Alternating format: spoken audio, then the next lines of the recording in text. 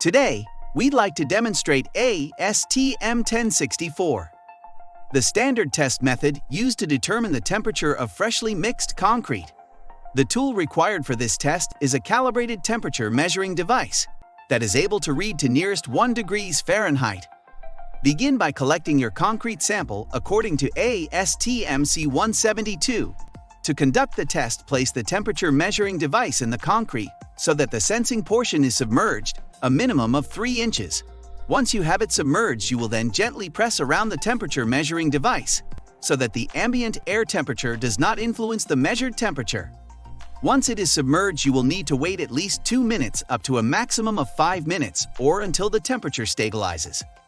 Once the temperature has stabilized, read and record the fresh concrete temperature to the nearest 1 degrees Fahrenheit without removing the temperature measuring device.